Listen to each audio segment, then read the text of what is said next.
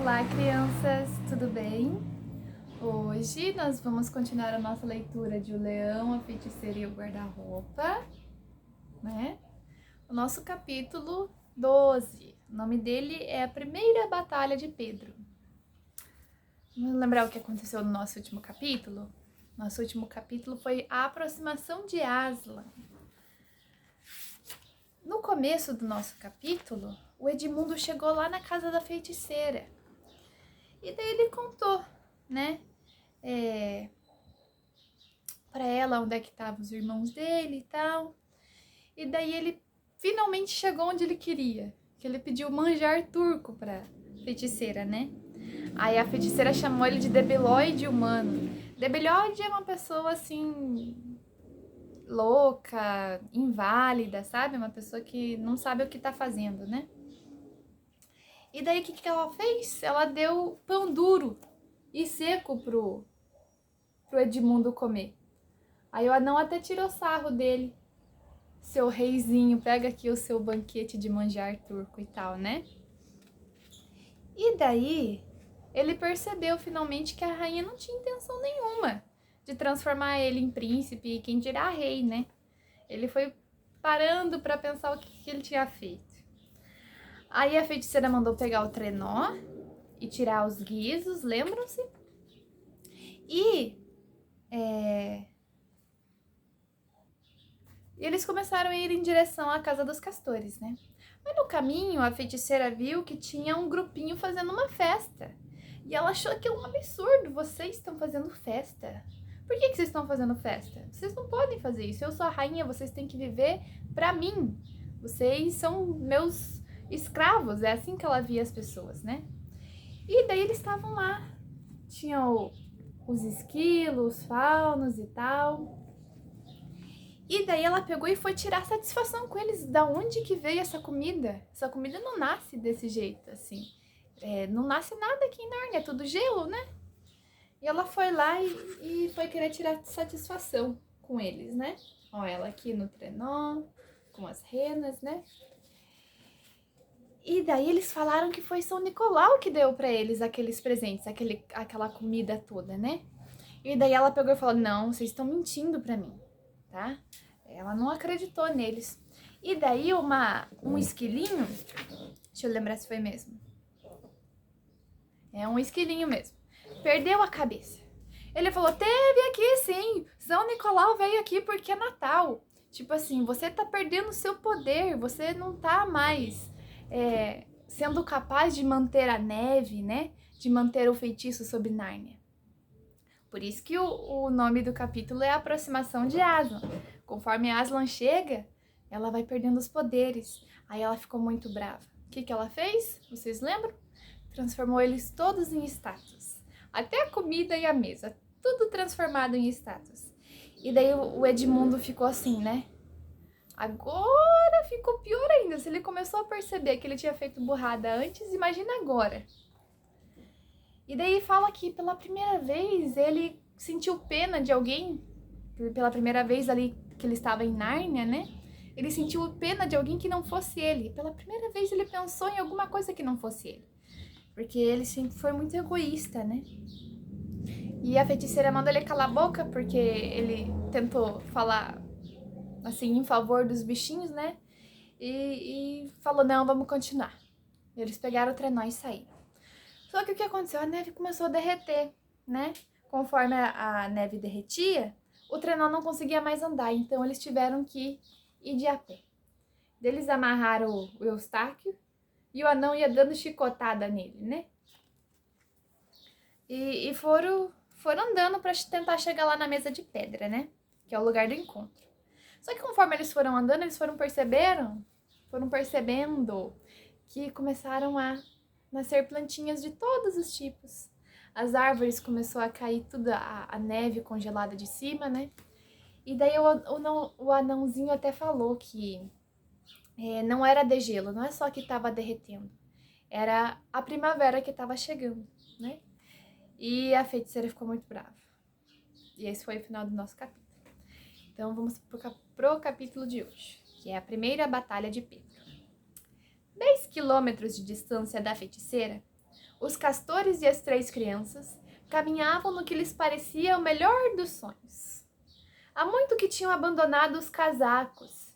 Tinham deixado até de dizer uns aos outros: um pica-pau, que lindas campanulas, que perfume maravilhoso e como canta bem aquele passarinho. Caminhavam em silêncio agora, passando de clareiras inundadas de sol para bosques frescos e verdejantes, voltando para planuras cheias de musgos e olmos gigantescos. Olmos é uma espécie de árvore. A surpresa tinha sido tão grande para eles como para Edmundo, ao verem o inverno sumir e o bosque mudar, como se o tempo tivesse dado um grande salto. Nem mesmo sabiam ao certo, ao contrário da feiticeira, que era isso mesmo que devia acontecer quando Aslan chegasse a Nárnia. Ela sabia, né? Mas sabiam todos que por encantamento dela surgira o inverno sem fim. Quando a primavera mágica começou, todos concluíram que alguma coisa estava falhando, desastrosamente falhando nos planos da feiticeira. Chegaram a compreender com alegria que a feiticeira já não poderia mais usar o trenó. Deixaram de andar tão depressa e se deram ao luxo de descansos mais frequentes e demorados. Também já estavam cansados. Exaustos, não, mas cansados. Meio molengas e distraídos, mas muito calmos por dentro, como acontece quando se chega ao fim de um longo dia ao ar livre. Susana tinha uma pequena bolha no pé. Tinham deixado de seguir o rio e viraram um pouco para o sul, onde ficava a mesa de pedra. Mesmo que não fosse o caminho certo, teria sido impossível continuar pelo vale durante o degelo, porque com toda a neve a derreter, não demorou para que o rio transbordasse e a corrente caudalosa inundasse a vereda por onde seguiam. A vereda é o caminho, no caso. O sol declinava e abaixando, e a luz ficava mais vermelha. As sombras alongavam-se e as flores já começavam a pensar em dormir. Falta pouco, disse o Sr. Castor, guiando-os em direção à costa acima, sobre o musgo macio da primavera, tão fofinho sob os pés cansados deles. Mas para um lugar onde só existiam árvores muito altas e espaçadas, longe uma das outras, né? Estavam ofegantes quando chegaram ao topo. Eis o que eles viram. Encontravam-se numa grande clareira verde, abraçada por uma floresta que se estendia a perder de vista em todas as direções, menos em frente, porque aí, bem longe no oriente, alguma coisa cintilava e fazia ondas. O mar, puxa! Murmurou Pedro para Susana. No centro da clareira estava a mesa de pedra, que era uma grande pedra cinzenta bem tosca, chata, sustentada por outras 4 pedras. Parecia muito antiga e estava toda gravada com linhas e figuras esquisitas, caracteres talvez de outra língua desconhecida. Dava a sensação estranha de olhar para ela. Em seguida viram, a um canto, uma barraca armada, um pavilhão magnífico, sobretudo quando os raios do sol se incidiam sobre ele.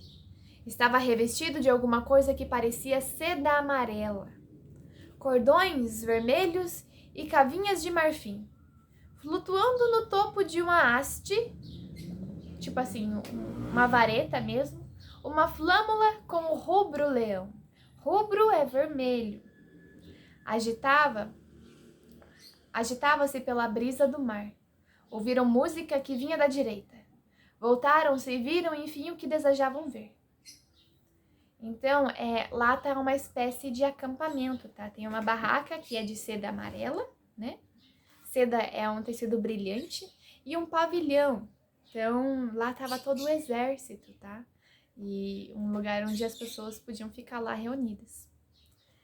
Daí, quando eles ouviram a música, porque tá cheio de pessoas lá, né? Eles viraram e viram o que eles queriam ver. Aslan estava em pé, cercado por uma multidão de seres, que o rodeavam em semicírculos, tudo em volta dele. Só que não na frente das crianças, tá? Só em volta, por exemplo, assim. Aí as crianças podiam ver ele muito bem.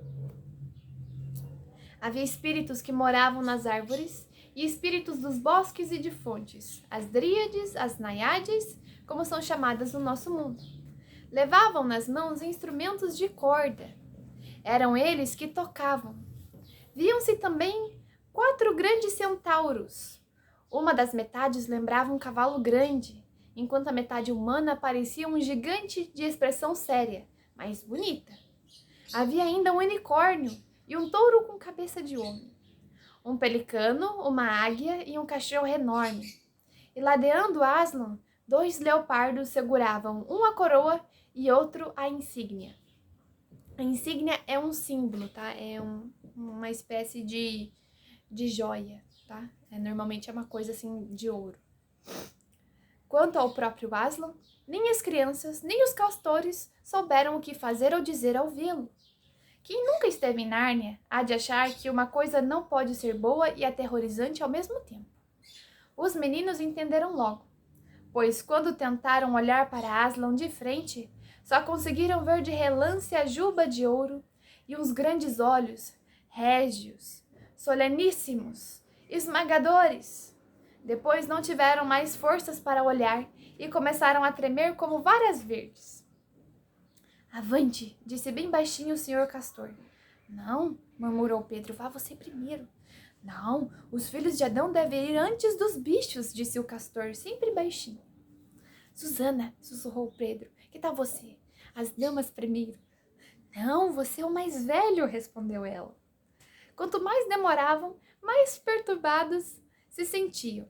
Pedro acabou compreendendo que lhe cabia ser o primeiro. Levantou a espada em saudação, dizendo apressadamente aos outros: Venham, não tenho medo. E avançou para o leão e disse: Estamos aqui, Aslan. Seja bem-vindo, Pedro, filho de Adão, respondeu Aslan. Bem-vindas, Susana e Lúcia, filhas de Eva. Bem-vindos, senhor e senhora Castor. A voz profunda e generosa teve o efeito de um calmante. Ficaram alegres e animados, não perturbados por estarem ali, sem dizer nenhuma palavra.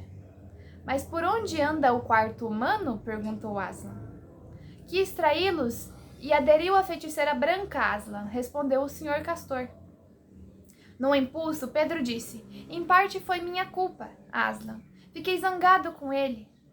Aslan nada disse. Ficou simplesmente a olhar para Pedro com os seus olhos enormes. Por favor, Aslan, disse Lúcia, não podemos fazer algo para salvar Edmundo?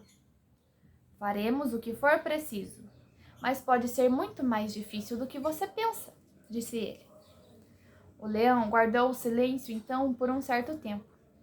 Lúcia então reparou que sua expressão, apesar de imponente, ou seja, de importante, régia, e calma, também parecia triste.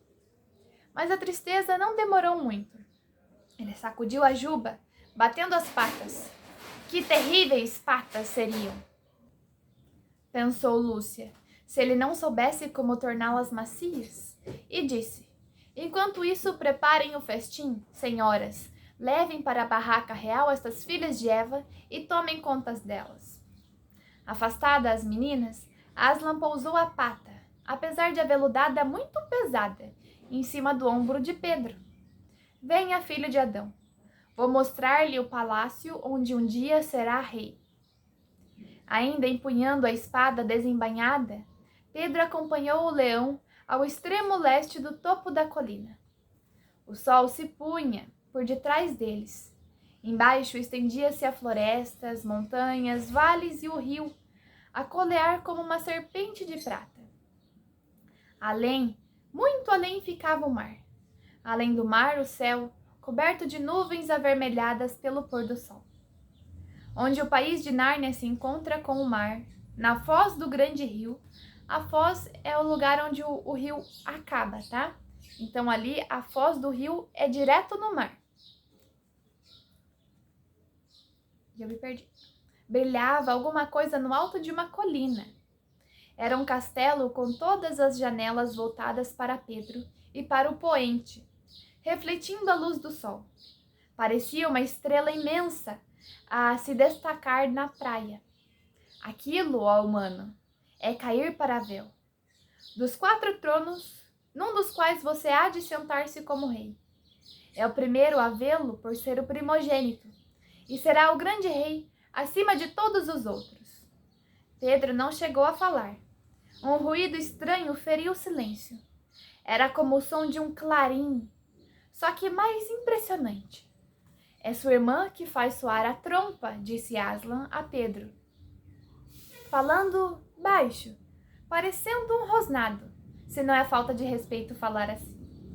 Por um momento, Pedro não entendeu o que se passava. Aslan, no entanto, disse, acenando com a pata para as criaturas que avançavam: para trás, deixe que o príncipe conquiste o seu reino. Aí compreendeu tudo e partiu correndo para o pavilhão, onde assistiu a um horroroso espetáculo. As naiades e as dríades fugiam em todas as direções. Pálida como a neve, Lúcia corria para ele com suas perninhas curtas. Susana também corria e tentava subir a uma árvore, perseguida por um monstruoso bicho pardo. A princípio, Pedro julgou que fosse um urso. Achou depois que fosse um pastor alemão, se bem que fosse grande demais para ser um cachorro. Só então viu que era um lobo, que empinava, rosnava e golpeava com as patas o tronco da árvore, com o pelo todo eriçado. Susana não conseguia passar do segundo galho, com uma perna suspensa. Ela estava assim enroscada com a perninha para baixo. O pé a uns 10 centímetros dos dentes ferozes da polícia secreta da feiticeira branca. Por que ela não sobe mais, pensava Pedro. Pelo menos, porque não se segura com mais firmeza. Só então reparou que a pobre garota estava quase desmaiando. E se desmaiasse... Pedro não estava sentindo uma coragem extraordinária. Verdade seja dita, estava até começando a sentir-se mal. Mas isso não o impediu de fazer o que tinha de ser feito. Correu direto ao monstro e fez menção de vibrar-lhe um golpe com a espada. O golpe não chegou no seu alvo. Como um relâmpago, a fera voltou-se, olhou para ele, os olhos em fogo e a boca escancarada, uivando de raiva. Teria despedaçado o menino se não estivesse tão raivoso. Mas foi assim. E com toda a força, Pedro enterrou a espada entre as patas do lobo, bem no coração, bem assim na parte de cima, né? Seguiu-se um momento pavoroso de tremenda confusão, como num pesadelo. Pedro lutava desesperadamente. O lobo não parecia nem vivo nem morto. Os dentes do animal bateram em sua testa. Era tudo sangue, calor, pelos e cabelos. Um momento depois, percebeu que o monstro estava morto.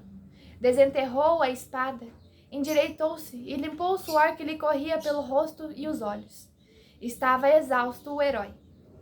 Susana, daí a pouco, desceu da árvore. Ficaram ela e Pedro muito comovidos quando se encontraram. Não posso negar que houve beijos e choradeira da parte dos dois. Mas em Nárnia isso não causará mal impressão em ninguém. Depressa, gritou Aslan. Centauros, águias! Há um outro lobo no bosque, ali bem atrás de vocês.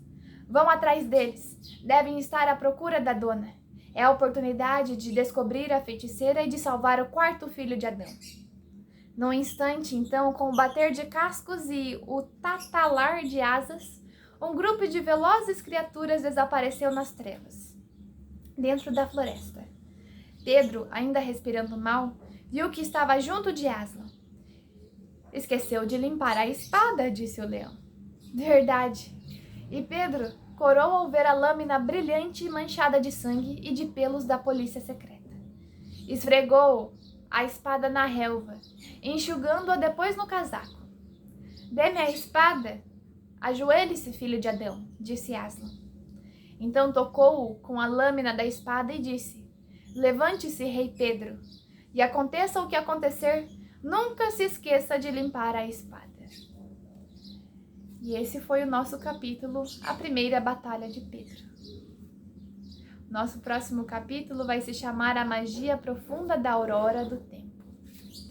Imagina vocês lá penduradinho na árvore com o lobo tentando morder os pés de vocês, hein? Vocês não iam ficar assustados?